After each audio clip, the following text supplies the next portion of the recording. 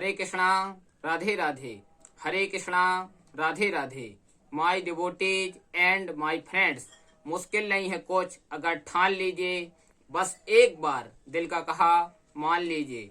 It is not difficult if you decide to do something once you accept the heart. मैं आपका GPPM Gokarna परम पूज्य महाराज एक छोटी सी कहानी के साथ सीखते हैं हर दिन कुछ नया।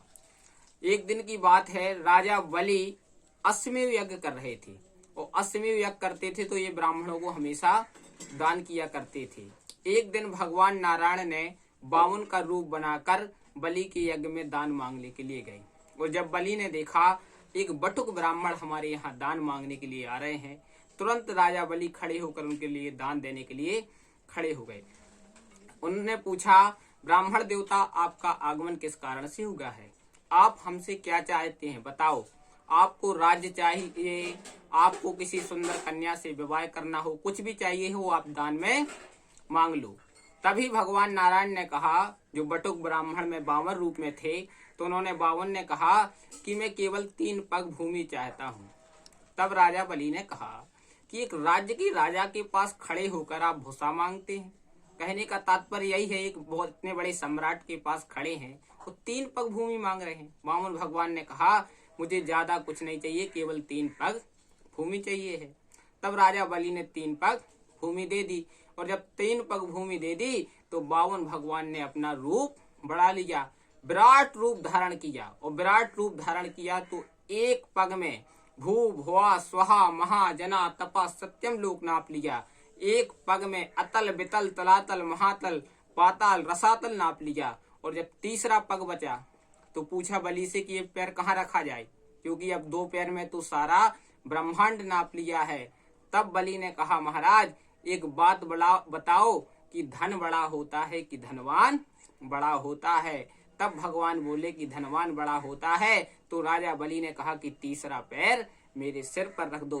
भगवान ने तुरंत तीसरा पैर राजा बलि के सिर पर रखा और राजा बलि को भी नाप लिया। तब भगवान प्रसन्न हो गए।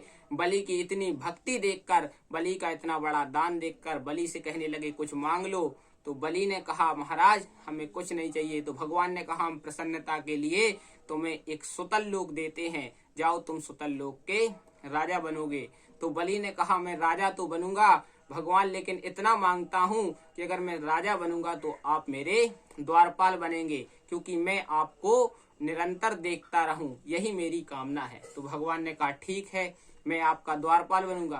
भगवान जाकर द्वारपाल बन गए और जब द्वारपाल बन गए तो बहुत दिन हो गए तो भगवान लक्ष्मी माता के पास नहीं पहुंचे। तो लक्ष्मी माता यहाँ चिंतित रहने लगी। तो लक्ष्मी माता के पास एक दिन कहीं से नारद जी आए। तो नारद जी ने कहा कि आपके पति तो भैया राजा बलि के यहाँ द्वारपाल बने हुए हैं। तब माता लक्ष्मी ने दिमाग लगाया कि हम भगवान नारायण को कैसे वापस लाएं। तो तुरंत दौड़ी दौड़ी चली गई और सुंदर कन्या का भेष बनाया और सुंदर कन्या का भेष बनाकर राजा बलि के दरवाजे पर यहाँ वहाँ घूमने लगी।